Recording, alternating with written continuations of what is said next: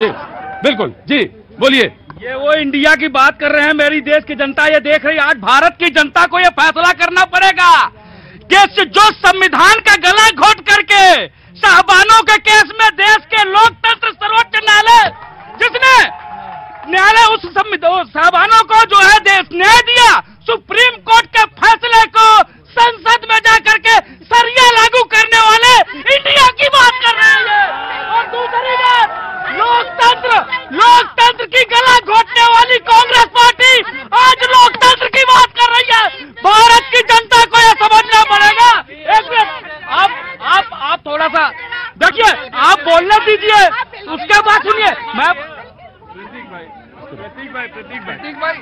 प्रतीक भाई, मुझे लग रहा है इंडिया जो है वो भारतीय जनता पार्टी पे बहुत भारी पड़ रहा है। भाई राहुल गांधी ने जो फसल लगाई थी वो मोहब्बत की फसल लगाई थी, और 2024 में वो बहुत लहलहा करके आगे जाने वाली है। और उससे पहले अभी मध्य प्रदेश, छत्तीसगढ़, राजस्थान सेमीफाइनल बाकी है। मोहब्बत जीतेगी और 2024 में इंडिया जीत करके रहेगा। मैं एक बात, मोहब्बत जीते और जीते ही मोहब्बत, मैं ये चाहता हूं, लेकिन मैं एक बात कहना चाहता हूं, प्लीज डिबेट का डेकोरम बनाए रहिए, और जो जहां पे मौजूद है उसे एक दो कदम आगे पीछे जरूर कर लीजिए, लेकिन जिसको सीखना हो वो शैलेंद्र जी से सीखेगी कि धैर्य के साथ काकचेष्टा बको ध्यानम। वहीं खड़े हैं उसी जगह, तपस्या कर रहे हैं, मैं आऊंगा उसी जगह। जी जनाबे आली, आगे आइए। बस मांदा जी। भारत माता की, भारत माता की। मैं प्रतीक जी, आज मैं मोदी जी को सलाम करना चाहता हूं कि शायद इन 9 वर्षों में मेरा समाज जो 70 वर्षों में एक वक्त की रोटी की तरसता था, आज मेरा समाज 2 वक्त की रोटी भी खा रहा है और धन इकट्ठा कर रहा है। कैसे मैं बताता हूँ? ईंट पाथने वाला, लकड़ी से काम करने वाला, कपड़े बुनने वाला, कपड़े धोने वाला और भटियारा जो अनाज भूनता था, आज उसके लिए योजना लेकर आया है। आज मेरा समाज कहीं न कहीं 10% ऊपर आ गया है। 70 वर्षों में चला गया था खड्डे में, आज 10% ऊपर आ गया है। 35% लाभ मिलता है मेरे समाज को। पसमानता समाज 24 में मोदी जी को तीसरी बार बनाएगा, और मैं दावे से कह देता हूँ मोदी जी को हराने वाले कोई नहीं है। इस देश के पसमंदा ने मन बना लिया है। वंदे मातरम, भारत माता की जय। इनसे पूछिए माइनॉरिटी का बजट क्यों काट लिया गया। इनसे पूछिए जो बच्चों को जो कबड्डी खेलो। सुनिए, एजुकेशन का बजट काटा गया। डिबेट करने आते हो या कबड्डी का खेल खेलने आते हो?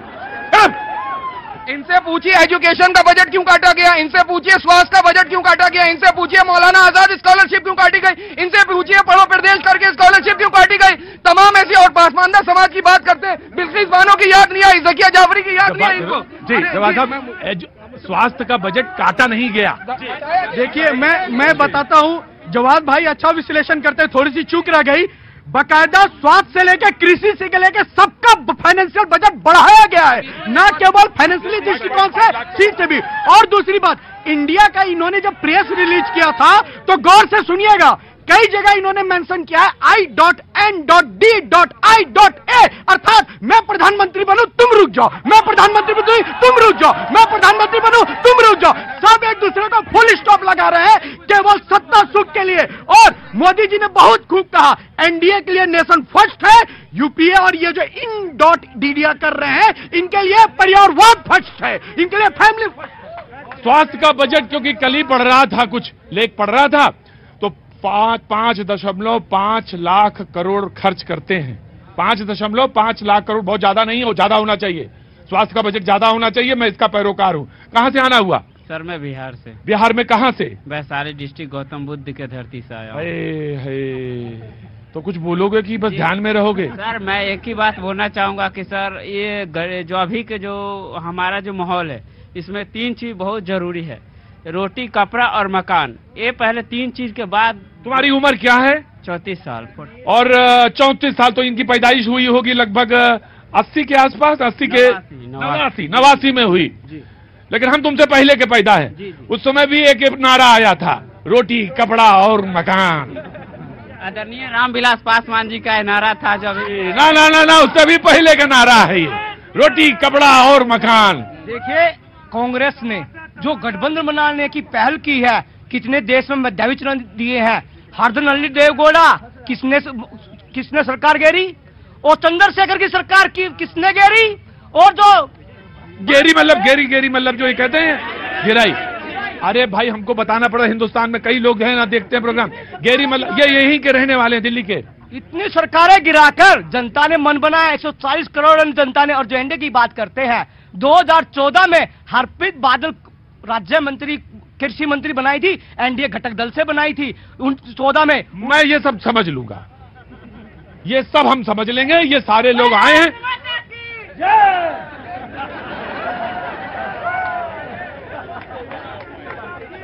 हम ये सब समझ लेंगे। मुझे सिर्फ एक बात पूछनी तुमसे, नाम क्या याद भूल गया मैं। पंकज भारद्वाज। पंकज भारद्वाज, क्या बजे यहाँ आ जाते हो कनॉट प्लेस में? मैं सर सुबह आता हूँ, LIC में काम करता हूँ। हाँ। और जब फ्री हो जाता हूँ आपका शो देखता हूँ। हाँ। और यहाँ पे डिबेट करता हूँ। मुझे ये बताओ, घर में सब कुछ थोड़ा बहुत टाइम दे रहे हो कि नहीं दे पा रहे हो? देखिए, घर पे मम्मी पापा 38 परिवार है। 38 लोग हैं उसमें? हाँ। मैं भी 38 हैं। इकट्ठे रहते हैं चार दीवारी के अंदर। बहुत अच्छी बात है, लेकिन मेरा ये कहना है कि थोड़ा ध्यान वहाँ ज्यादा लगाओ, और यहाँ दिमाग में लगाने के लिए बहुत सारे लोग मौजूद हैं। ये राजनीति का शौक है बचपन से। फादर ने ऑटो चला के पढ़ाया है और राजनीति में आगे बढ़ाया आप लोगों ने। आपने बिठाने का मजबूरी आपका। तो ये जो लोग हैं ना, इनसे होशियार रहो। नरगिस, अच्छा लग रहा? बहुत बढ़िया लग रहा। कुछ बोलने का मन हुआ? अच्छा तो लग रही है, लेकिन थोड़ा डर भी लग रही है अभी। डर लग रही है तो तुम डर लगने की कोई बात नहीं, अंदर आ जाओ, जल्दी आ जाओ अंदर। उनकी तरह कुछ नहीं करेंगे।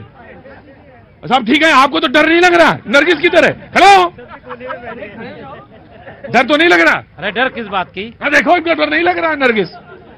तो आप एक बात बोलिए, वक्त है, बोलिए, वक्त है छोटे से ब्रेक का।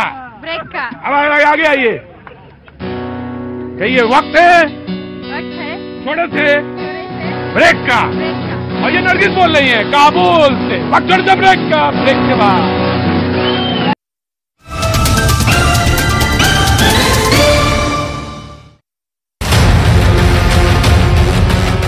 राज्यसभा में दिल्ली के बिल पर जोरदार घमासान। नारेबाजी का स्थान है।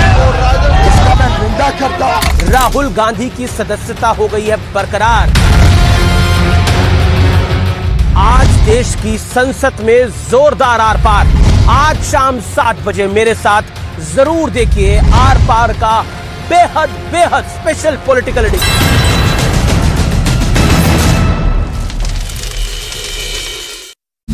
जानकारी के मुताबिक रविवार को तीनों गुंबदों के नीचे वैज्ञानिक परीक्षण किया गया। वहां पर फोटोग्राफी, मानचित्रण और मापन का काम किया गया। इसके साथ ही तीनों तहखानों की सफाई करा दी गई। व्यास जी के तहखाने का भी सर्वे किया गया और सर्वे के काम में अभी भी समय लगेगा।